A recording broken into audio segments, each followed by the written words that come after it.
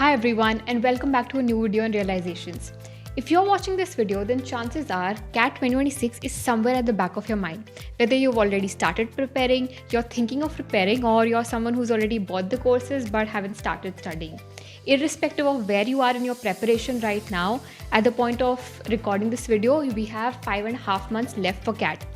And you can still make it if you give it your all in these 5.5 months. Because these last few months will not necessarily work in the favor of the smartest person, but it will work in the favor of the most consistent person. And this is what I want to talk about in this video. A boring, consistent plan for the next 5.5 months that will ensure you clear CAT 2026 if you give it your all. First and foremost, stop overcomplicating CAT. It's not some very difficult exam that students think it to be.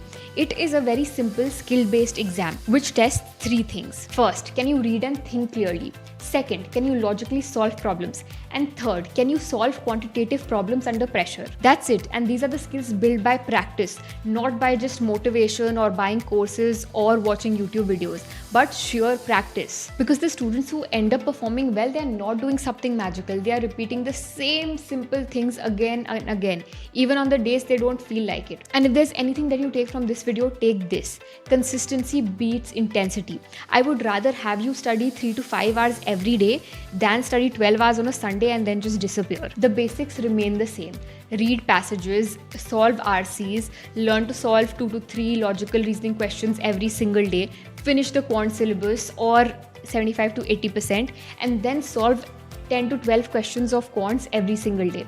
After a point, start giving mocks and start analyzing mocks. You can begin with sectional mocks and then full-length mocks. Basically, this is it. There is no magic formula. But to give you a detailed structure, let me break down how your next 5.5 months should look like. In June and July, you build your foundation or you revise theory if you've already completed a good portion of the syllabus. This is not the time when you start thinking about your scores. This is the time where you build your foundation, the skills, the concepts, the understanding. For quants, follow this sequence. First and foremost, arithmetic, because that's also required in other topics as well. Then algebra, then number systems, then geometry, and then modern maths in this priority order. Don't randomly jump between topics within quants because the topics are interlinked. And if you're someone who's always been weak in maths, there's nothing to be embarrassed. In the beginning, you can look at the solutions because that will give you an easier way to understand at the beginning. You can even start memorizing basic calculations, squares, square root, cubes. Even the tiniest things can help you on the final day. Coming to VRC, you have to read every single day. Difficult passages, easy passages, passages from all different kinds of backgrounds. Also finish all the different kind of verbal ability questions in this time itself, because after July, it's just about practice in VRC. Try solving 1 to 2 RCs daily. And in this process, build your intuition for eliminating options, which is the most important part in reading comprehensions. In DILR, during this timeline, your goal has to be to understand each and every type of problem that exists. It's okay in the beginning to see how the problem is solved through coaching or through any YouTube video, because first you're understanding how to solve it, and slowly and steadily, once you start understanding, then you begin LRDI practice. Slowly develop comfort with arrangements, puzzles, graphs, charts, and the more variety of questions you get, the more your brain will start recognizing patterns. You could try to cover all the 3 sections every single day, but if that's not possible, it's okay.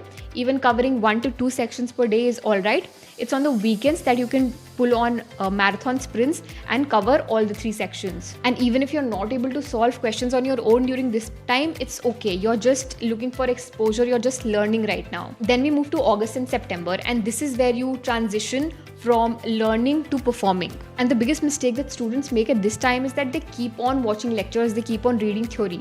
But that period is over. Now you have to do more problems than reading theory. And now you also have to bring in the concept of time practice. You set the timer and see if you're able to solve under pressure. Start giving sectional mocks, especially for VRC, because in that section, there's not much to cover. See if you're able to solve 3 to 4 RCs in 40 minutes or 2 to 3 LRDI sets in 40 minutes. And now you'll realize how you react to the same quant questions under pressure versus when you did not have a time pressure in mind. Yes, the most important part of this phase is to get comfortable with the ticking clock next to you, because that will be there on the final day. And if you're looking for an extensive resource to practice a lot of problems to practice past your papers, then I've got this for you. This is the Oswald Books 25 years past question paper, fully solved. It has 2,400 plus problems to solve chapter wise, plus 3 sample question papers that you can pick up as mocks. After every chapter, there is a crisp recap plus a lot of mind maps, mnemonics that could help you remember formula. Plus, there are valuable insights about the CAT exam, trend analysis, shortcuts, tips and tricks that you could write in your formula book and keep revising. Plus, a lot of questions come with a QR code next to it that you can scan, and you will be guided to a YouTube video that solves the problem in even more detail. For concept clarity, they also have revision notes as well as smart shortcuts. Make sure to get this book if you like solving in the old pen and paper style, all at one place without getting distracted. Check out the video description for additional discounts and the links to the book, and let's move back to the video. Then comes the final lap of October and November, and here we move to the execution phase. And this is where a lot of students hurt their score because they go on covering new concepts every single day, new strategies. They just hoard resources. They just keep listening to anyone who will give them advice instead of following one single path and following it thoroughly. Ideally, you shouldn't be starting anything from scratch towards November because you will just be confusing your head and not be building your persistent strategy that you have to follow on the exam day. Stick to the resources you had chosen, whether it was YouTube, a coaching, or a mentor, and then follow it till the end. Give a lot of mocks, practice a lot, analyze every single mock, and build your section attempting strategy. October and November are also the months when you have to go all in on mocks, and let me cover it a little more in detail. Start with low stakes mocks where the scores don't matter at all, and then slowly start increasing the frequency of mocks. Make sure that you're giving as much time to analyze the mock as much as you gave in giving the mock. After every mock, ask yourself these questions. What did I not know?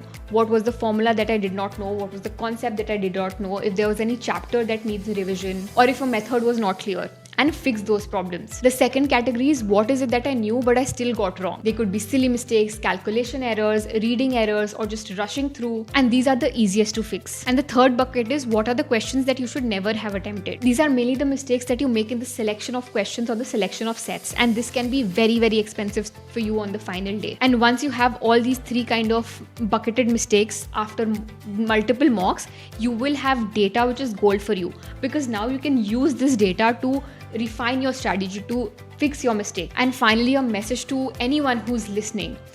You might be thinking, Riya, it's June, what do I do now? Is it still possible for me to prepare? My honest answer is yes. Listen to me carefully. Every year, a lot of students start exactly during this time, because CAT does not care whether you started preparing for January or you started preparing for May, June, or you started preparing from August. CAT just cares about how you show up on the final day on 29th November 2026. Stop comparing with other people's timelines, what it could have been, what you could have studied before. Now is the only time you have. These 5.5 months is all you've got to change your trajectory for CAT 2026. The whole point of making this video is when November arrives, and it will, do you want to be like, wish I had started sooner, or you want to be like, I'm glad I prepared consistently every single day, even on the days I did not want to. And believe me, that is the consistency that will take you places.